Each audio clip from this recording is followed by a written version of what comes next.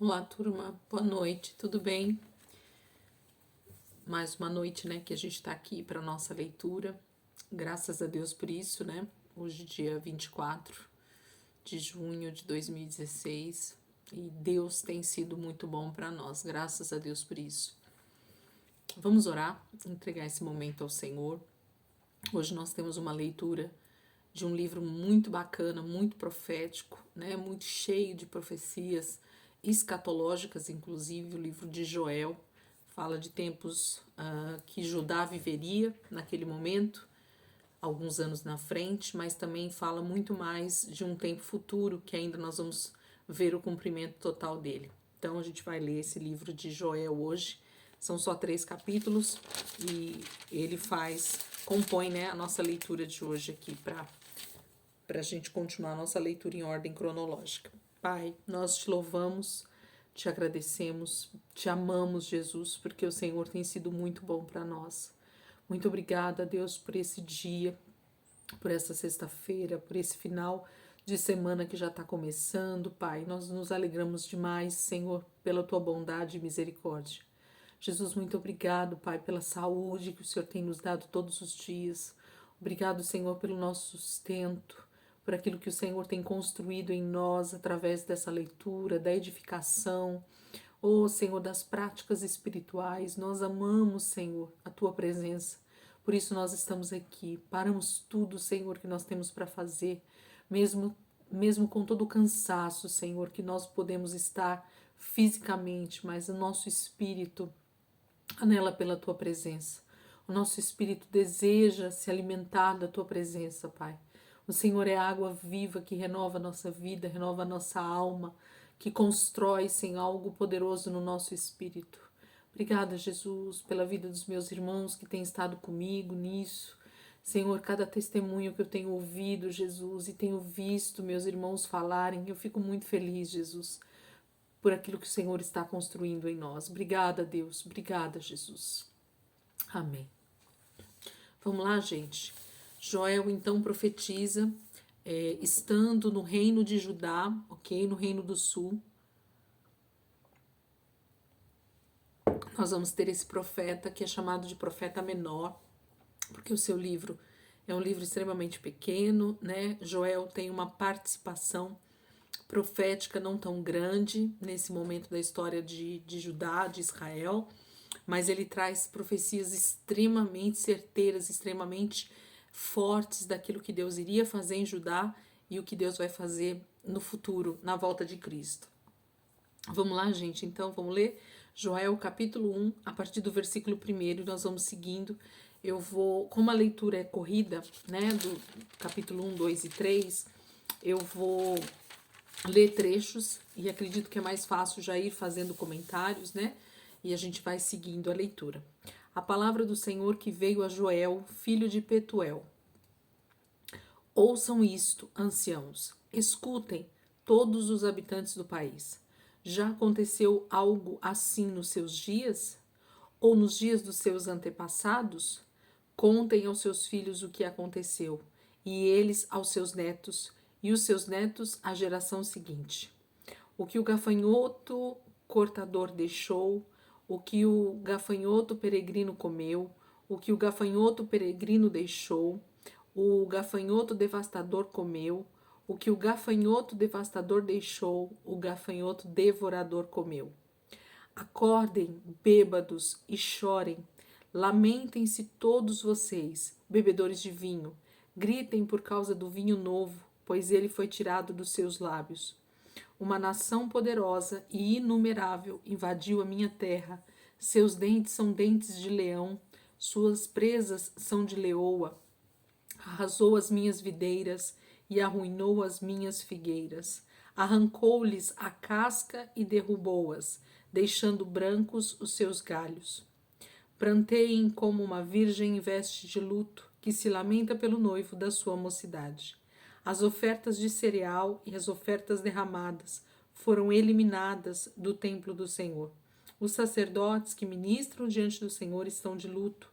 Os campos estão arruinados, a terra está seca, o trigo está destruído, o vinho novo acabou, o azeite está em falta. Desesperem-se, agricultores, chorem, produtores de vinho. Fiquem aflitos pelo trigo e pela cevada, porque a colheita foi destruída. A vinha está seca e a figueira murchou. A romanceira, a palmeira, a macieira e todas as árvores do campo secaram. Secou-se mais ainda a alegria dos homens. Então, esse primeiro trecho, né, esses primeiros 12 versículos aqui, fala de um chamado, né, que Deus está fazendo no sentido de alerta, no sentido de chamar a atenção. Então, Joel recebe uma palavra. Quando nós falamos de profecia ou palavra profética, nós precisamos pensar de forma bem abrangente a respeito da palavra, né? Porque todas as vezes que Deus liberava uma palavra profética ou liberava uma profecia, isso tinha a ver com um homem ou uma mulher que está extremamente voltado para o Senhor, alinhado com a vontade de Deus para aquele momento, e o Senhor encontra essa pessoa então disponível para falar com essa pessoa. E quando Deus fala, Deus traz uma palavra específica, geralmente a nível nação, a nível povo, a nível coletivo, né? Dificilmente uma profecia vai estar ligada diretamente a uma pessoa somente, mas a algo que Deus quer fazer de forma mais abrangente. Então é isso que Deus está falando aqui com o reino de Judá, ok? O reino de Judá começa a passar por um momento de extrema dificuldade e o Senhor começa a trazer essa palavra profética então para o reino de Judá. Vamos continuar. Chamado ao arrependimento. Ponham vestes de luto, ó sacerdotes, e pranteiem. Chorem alto, vocês que ministram perante o altar. Venham, passem a noite vestidos de luto, vocês que ministram perante o meu Deus, pois as ofertas de cereal e as ofertas derramadas foram suprimidas do templo do seu Deus. Decretem um jejum santo, convoquem uma assembleia sagrada, reúnam as autoridades e todos os habitantes do país no templo do Senhor, o seu Deus, e clamem ao Senhor. Ah, aquele dia! Sim, o dia do Senhor que está próximo. Como destruição poderosa da parte do Todo-Poderoso, ele virá. Não é verdade que a comida foi eliminada diante dos nossos próprios olhos e que a alegria e a satisfação foram suprimidas do templo do nosso Deus? As sementes estão murchas debaixo dos torrões da terra. Os celeiros estão em ruínas. Os depósitos de cereal foram derrubados, pois a colheita se perdeu. Como muge o gado, as manadas andam agitadas porque não tem pasto. Até os rebanhos de ovelhas estão sendo castigados. A ti, Senhor, eu clamo, pois o fogo devorou as pastagens e as chamas consumiram todas as árvores do campo. Até os animais do campo clamam a ti, pois os canais de água se secaram e o fogo devorou as pastagens. O primeiro trecho desse capítulo 1 é o próprio Senhor falando, né, trazendo essa palavra para Joel. E depois Joel começa então a fazer essa convocação ao povo para que eles então planteiem, para que eles levantem um jejum, para que eles levantem um lamento ao Senhor, para que eles busquem a presença de Deus, porque Judá está devastado, Israel como um todo está devastado. Começam-se a ver as dificuldades, né? A opressão realmente dos inimigos das fronteiras apertando o povo. E é disso que ele está falando, mas muito mais do dia, né, do Senhor. Versículo 15. Ah, aquele dia, sim, o dia do Senhor está próximo, como destruição poderosa. Gente, vocês já viram falar em destruição poderosa?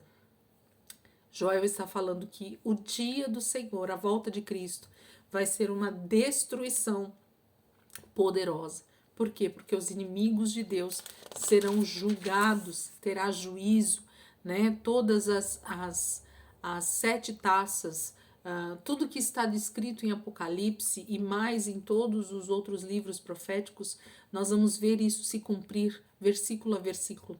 E o dia do Senhor vai ser glorioso. Capítulo 2. O dia do Senhor se aproxima.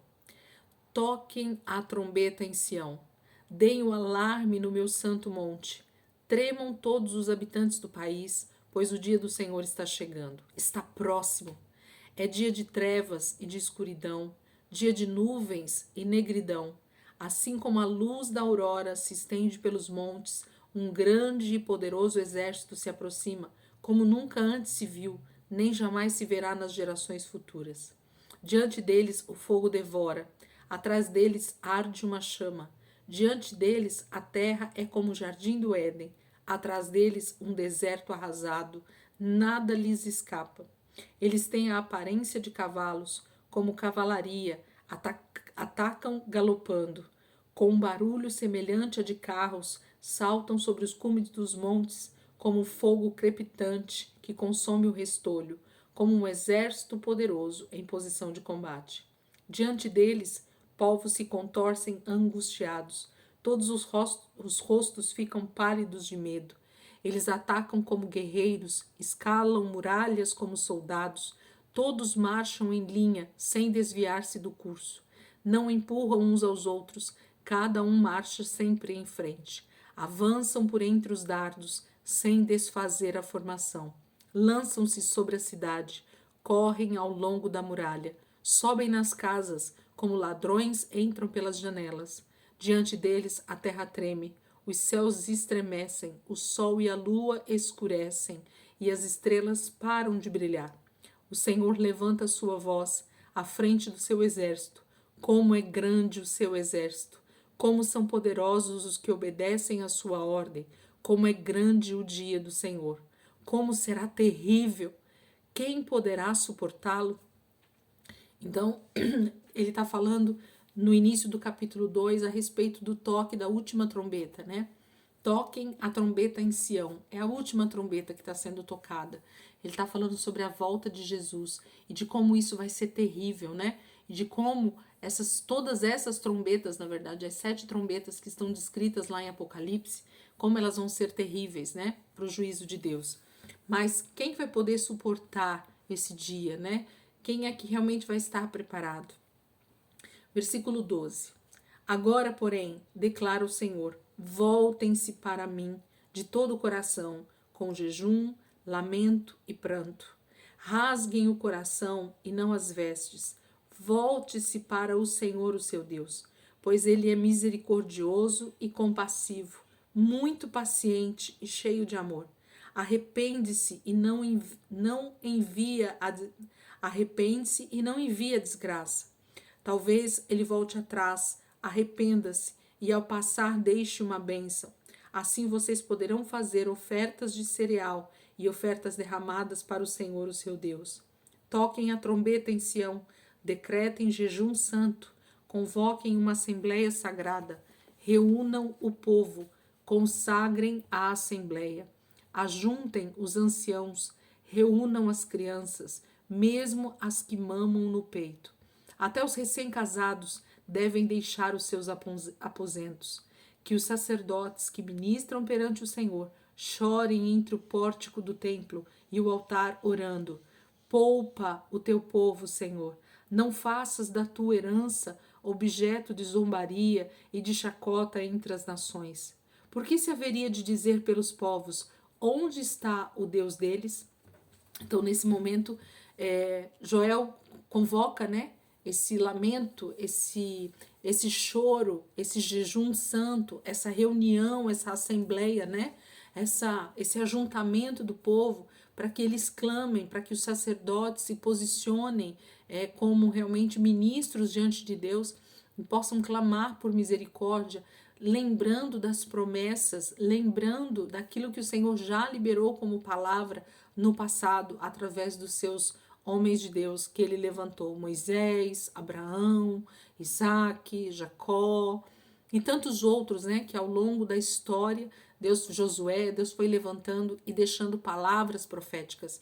Ele está clamando pelos ministros aqui, né, Joel está pedindo para que os ministros se levantem e comecem a clamar.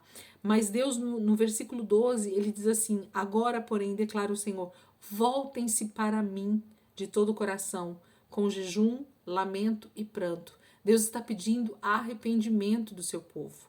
E é isso que então Joel começa a falar, para que as pessoas, no versículo 13, rasem o coração e não as vestes. O que precisa ser rasgado em arrependimento, em lamento, em choro, em súplica, em clamor, é o nosso coração. A gente precisa compreender o quão pecadores nós somos, o quão dependentes nós somos do Senhor. E ele está pedindo, Joel está pedindo para que o povo de Israel faça isso e que eles possam então clamar para que o Senhor tenha misericórdia da sua herança, do seu povo, a quem ele fez grandes promessas. Eles precisavam se voltar para Deus. Deus estava pedindo isso e também ao mesmo tempo o próprio profeta dizendo: vamos nos voltar ao Senhor, assim ele pode ter misericórdia de nós. Versículo 18. Então o Senhor mostrou zelo por sua terra e teve piedade do seu povo. O Senhor respondeu ao seu povo: estou enviando para vocês trigo, vinho novo e azeite, o bastante para satisfazê-los plenamente. Nunca mais farei de vocês objeto de zombaria para as nações. Levarei o invasor que vem do norte para longe de vocês, empurrando-o para uma terra seca e estéril, a vanguarda para o mar oriental e a retaguarda para o mar ocidental. E a sua podridão subirá, o seu mau cheiro se espalhará. Ele tem feito coisas grandiosas. Não tenha medo, a terra. Regozijem-se e alegre-se. O Senhor tem feito coisas grandiosas. Não tenham medo, animais do campo, pois as pastagens estão ficando verdes. As árvores estão dando seus frutos. A figueira e a videira estão carregadas. Ó povo de Sião, alegre-se e regozije-se no Senhor, o seu Deus, pois ele dá a vocês as chuvas de outono, conforme a sua justiça. Ele envia a vocês muitas chuvas, as de outono e as de primavera, como antes fazia. As eiras ficarão cheias de trigo, os tonéis transbordarão de vinho novo e de azeite.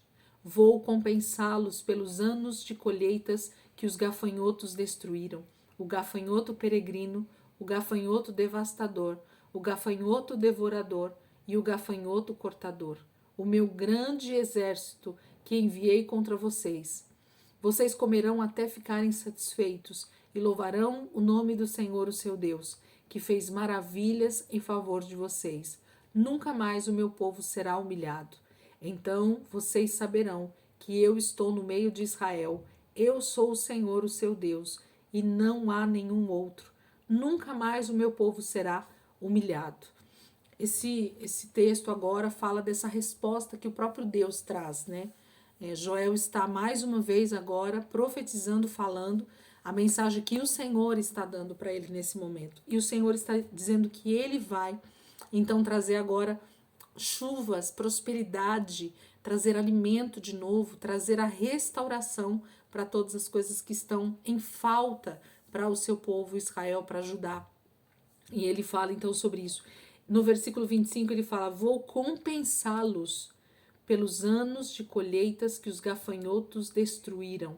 E aí ele fala 4 tipos de gafanhotos. Gafanhotos na Bíblia, gente, geralmente tem a ver com demônios, né? Com principados, potestades, com inimigos de Deus espirituais que tomam, que roubam, que devastam a terra por causa da legalidade do pecado. Por causa do pecado, a maldade vai se estabelecendo e os nossos adversários, esses gafanhotos, que são destruidores, na verdade, que são espíritos malignos, destruidores, eles vão tendo domínio. Eu quero uma hora pegar e fazer estudos específicos sobre esses gafanhotos, porque eu acredito que esses 4 tipos têm a ver até com os 4 cavalos lá de Apocalipse, né? Mas a gente não precisa se preocupar com isso na leitura. O ideal é que a gente seja ministrado pela palavra aqui de maneira muito, muito mais tranquila, né? E depois, num outro momento, com estudos e tudo mais, é que a gente pode se aprofundar mais no texto. Mas Deus está falando que Ele está agora fazendo com que a terra tenha novamente os seus frutos. O seu povo não passará mais por dificuldades, porque o dia do Senhor já começou, né? A volta de Cristo já começou. O dia do Senhor, ele vai falar aqui a partir do versículo 28.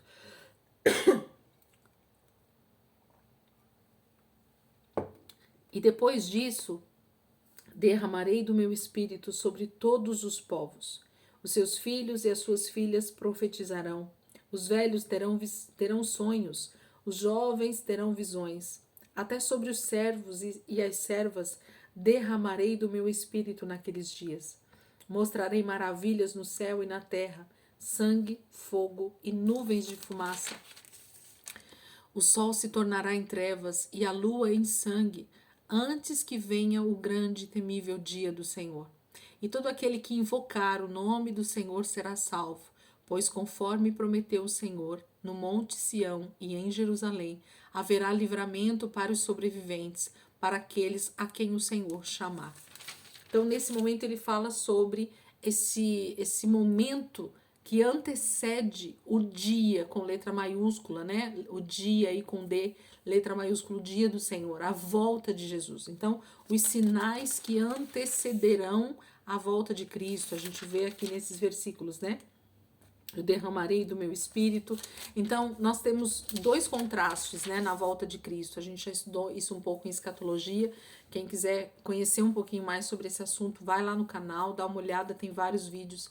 A gente fez quase que um ano, se não me engano, de estudo só dentro de escatologia. Então, nós temos 48 vídeos, né, falando sobre escatologia. Então, tem bastante material.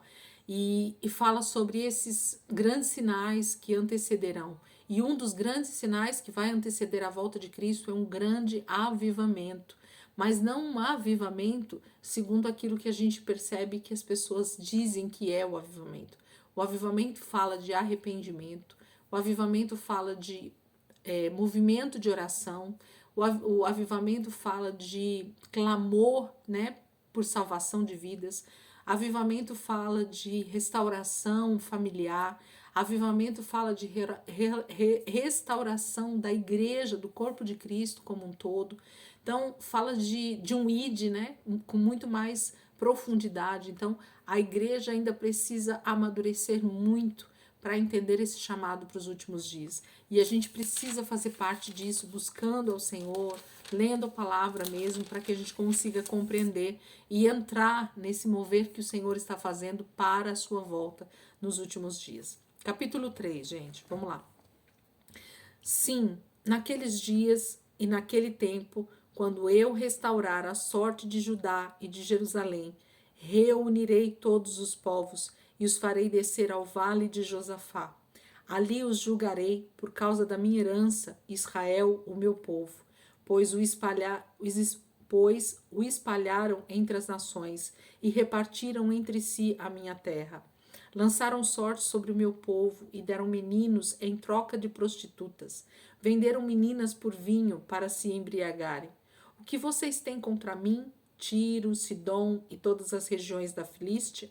Vocês estão me retribuindo algo que eu fiz a vocês?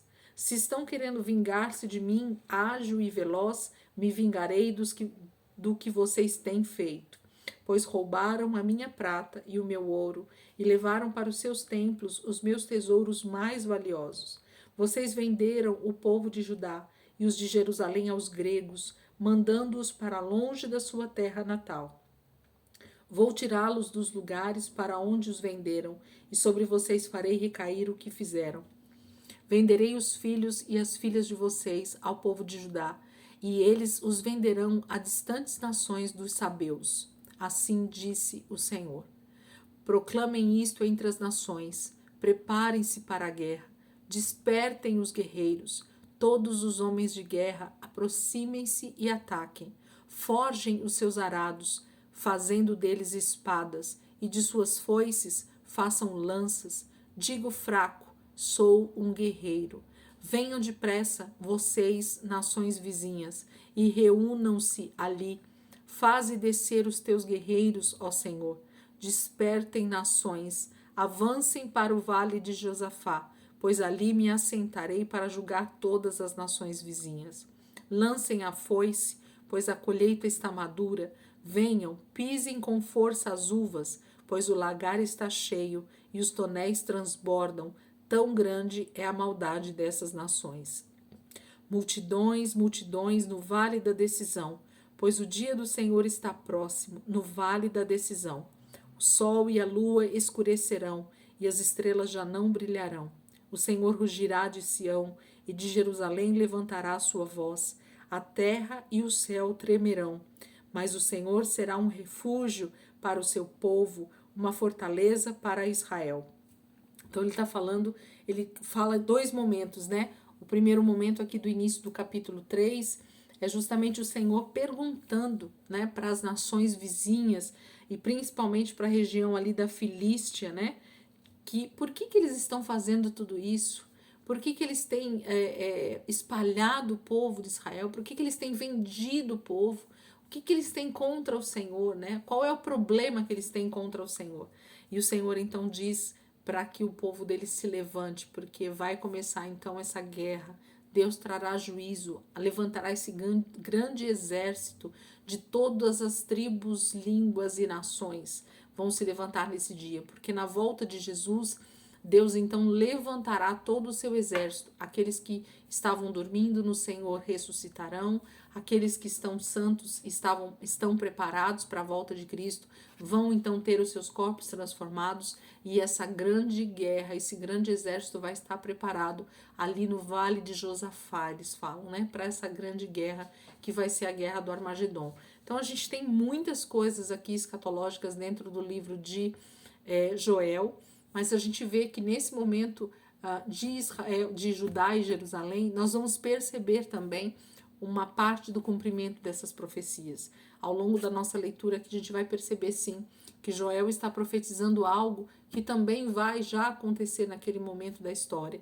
Mas quando a gente lê hoje essas passagens, já conhecendo o fim, né? Porque Apocalipse já está escrito, naquela época eles não tinham, mas nós temos acesso a essa palavra completa. Então nós sabemos que o Senhor está falando sobre a sua volta, sobre esse juízo final de todas as nações, que ele vai realmente retribuir tudo aquilo que as nações fizeram ao seu povo, a Israel, o seu povo escolhido. Então todas as nações se reunirão contra aqueles inimigos de Deus. Gente, o livro de Joel é bênção demais de se ler, prestando atenção nesses detalhes. Deus está falando sobre essa guerra que vai acontecer, sobre esse vale da decisão. Versículo 17. Então vocês saberão que eu sou o Senhor, o seu Deus, que habito em Sião, o meu santo monte. Jerusalém será santa, o estrangeiro jamais a conquistarão.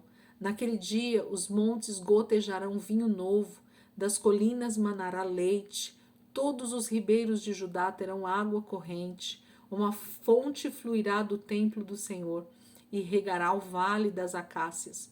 Mas o Egito ficará desolado, Edom será um deserto arrasado, por causa da violência feita ao povo de Judá, em cuja terra derramaram sangue inocente. Judá será habitada para sempre, e Jerusalém por todas as gerações. Sua culpa de sangue, ainda não perdoada, eu a perdoarei. O Senhor habita em Sião. Promessa de reino, né? Promessa de que o Senhor vai reinar em Sião. É no Monte Sião que o templo do Senhor, que o trono do nosso Deus, de Jesus, vai estar colocado para julgar todas as nações e para reinar durante o reino milenar.